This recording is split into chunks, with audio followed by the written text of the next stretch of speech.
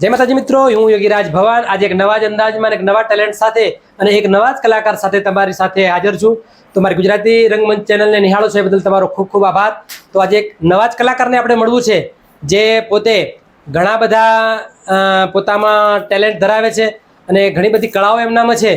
તો આવો મળીએ અને એમની અવનવી વાતો જાણીએ. તો પ્રહલાદભાઈ, જય માતાજી. જય માતાજી. ખૂબ સરસ. તમે અમારી ગુજરાતી રંગમંચ ચેનલમાં તમારો કિંમતી સમય આપ્યો એ બદલ તમારો ખૂબ ખૂબ આભાર.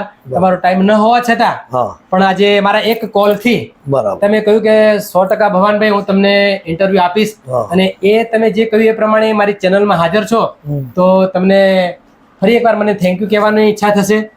તો પ્રહલાદભાઈ, જ્યારે હું તમારો ઇન્ટરવ્યુ લેવા આવવાનું હતું ત્યારે મારા દર્શક મિત્રોએ મને કહ્યું હતું કે પાટણ નગરીના એવા જે કલાકાર છે પ્રહલાદભાઈ સાચોરિયા. બરાબર. તો પ્રથમ તો મારે દર્શકોને જણાવવું છે કે પાટણ નગરી એટલે એક કલાકારોની નગરી, જ્યાંથી ઘણા બધા કલાકારો નામી અનામી અને હાઈ લેવલના જે કલાકારો એ પાટણથી તૈયાર થઈને ગુજરાતના ખૂણે ખૂણે પહોંચ્યા છે. તો પ્રહલાદભાઈ, પ્રથમ તો મારા ચાહકોને તમારો પરિચય તમારા મોંએથી જરા આપશો. જય મિત્રો, જય માતાજી. હું છું પ્રહલાદભાઈ સાચોરિયા અને આજે મારી મુલાકાત લીધી એ બદલ ભવનભાઈ તમારો ખૂબ ખૂબ આભાર. Thank you. તમારો પણ આભાર. કારણ કે મને યાદ કર્યો અને આજે મને આના માધ્યમથી કે તમે આજે મને આગળ મોકલાવો છો અને અમારો પરિચય કરાવો છો એ બહુ સારું છે તમારું કામકાજ. સાચી વાત. પ્રહલાદભાઈ, મારો એક જ ધ્યેય છે કે કલાકાર નાનામાં નાનો હોય કે પછી મોટામાં મોટો હોય, પણ મારો એક જ ધ્યેય છે કે યુટ્યુબ ના માધ્યમથી એ દરેક લોકો એને જાણે અને માણે. બરાબર. એવો મારો એક સરસ મજાનો આ પ્રયાસ છે. તો આ પ્રયાસ દ્વારા બરાબર તમારા જેવા સરસ સરસ કલાકારો જે દુનિયામાં ખૂણે ખૂણે પડ્યા છે તો એ કલાકારોને મારે મળવું છે અને એમની અવનવી વાતો જાણવી છે અને લોકો સુધી એમની વાતો પહોંચાડવી છે. બરાબર. તો સરસ મજાનો તમે તમારો પરિચય આપ્યો પ્રહલાદભાઈ. તો તમને શરૂઆતમાં આ કલાકારની લાઈનમાં કઈ રીતે આવવાનો વિચાર આવ્યો? આમાં ભવનભાઈ છે એવી વાત કે બચપણમાં બરાબર હું ભણવા જ જતો ત્યારે નિશાળમાં ભણતો ત્યારે હું ટીવીનું ઓછું બહુ એટલું બધું મહત્વ નહોતું પણ રેડિયા. હા, શરૂઆતમાં રેડિયાનો જમાનો હતો. અને એક રેડિયો કોઈ એવો માણસ હોય બહુ શોખીન અથવા થોડા ઘણા પૈસા વાળો એને વસાવી શકે. એની પાછળ ઘણા બધા ગીતો સાંભળવા માટે અને ગીતો ને પોતે લખવા માટે શીખવા માટે એની જોડે લોકો બેસતા. હવે રેડિયોમાં ભજન વાગતા હોય, કોઈ ગીતો આવતા હોય સારા સારા, અને ત્યારે જૂના કલાકારો જે કરશનભાઈ સાગઠિયા, દિવાળીબેન ભીલ, આવા બધા જે જૂના કલાકારો હતા ને નવા નહીં પેલા જૂના હતા અને એમનો કોઈ પણ વસ્તુ આવે એટલે આપણે સાંભળવાનો બહુ શોખ હતો. અને એમ કરતા કરતા એમ થયું કે આપણે આ લાઈનમાં કદાચ જવું હોય તો કંઈક તો કરવું પડશે કે એકદમ આપણું નામ ના બની શકે. એટલે મેં ધીરે ધીરે આનું વિચાર કર્યો, કોશિશ કરી. બધા જઈ શકે તો હું કેમ ના જઈ શકું. ખૂબ સરસ પ્રહલાદભાઈ, તમે સરસ મજાની વાત કરી કે એક રેડિયોના માધ્યમથી અને જૂના કલાકારોની આજે વાત ના થાય, કારણ કે જૂનું સાહિત્ય એ અમર છે સાહિત્ય. અત્યારનું જે સંગીત અને અત્યારનું જે ભજનો હોય કે અત્યારના જે ગીતો હોય એના કરતા જે જૂનું સાહિત્ય જે આપણું હતું, જે ભજન હતો વારસામાં જે આપણને મળ્યું હતું, એ હંમેશા સદાબહાર રહ્યું છે. તો પ્રહલાદભાઈ, ખૂબ સરસ વાત કરી તમે. તો મારો બીજો પ્રશ્ન એ હતો કે તમે આ એક રેડિયોના માધ્યમથી અહીંયા સુધી પહોંચ્યા તો તમે કયા કયા પ્રકારના પ્રોગ્રામો કરો છો? સાહેબ, હું સાહિત્ય બરાબર કરું છું, હાસ્ય કરું છું, બરાબર, પછી અભિનય પણ કરી શકું છું. ઘણી બધી ટેલિફિલ્મમાં મેં અભિનય પણ કર્યો છે. બરાબર. અને ઘણી બધી ફિલ્મોમાં નાના મોટા રોલ જે મને મળ્યા એ મેં કરી ચૂક્યો હું. સાચી વાત. અને અથવા તો હું પહેલાં ટેપની કેસેટ આવતી અને એ વખતે મારી કેસેટ પહેલી બહાર પડી હતી હાસ્યના ભડાકા હાસાહાસીથી ભરપૂર. બરાબર.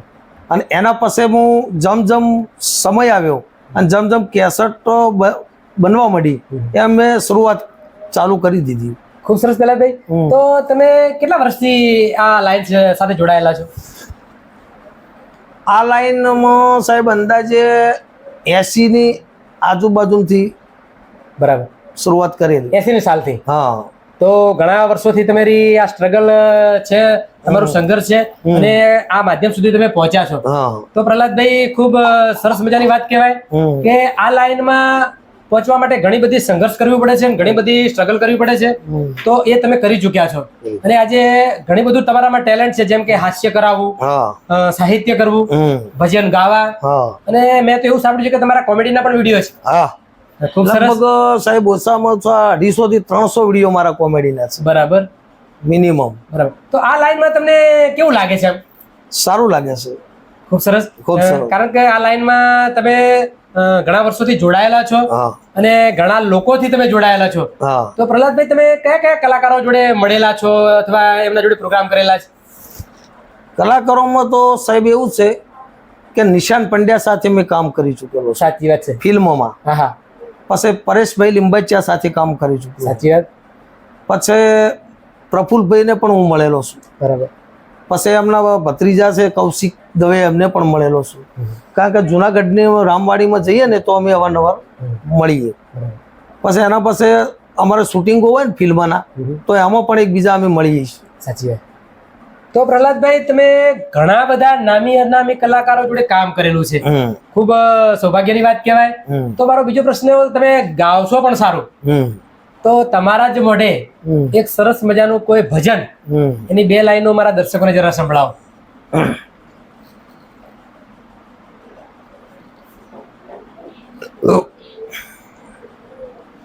તમને જે ગમતું હોય, તમારા દર્શકો જેની માંગ કરતા હોય, બરાબર, એવું સરસ મજાનું એક ભજન તમને જે તમને ગમે એમ.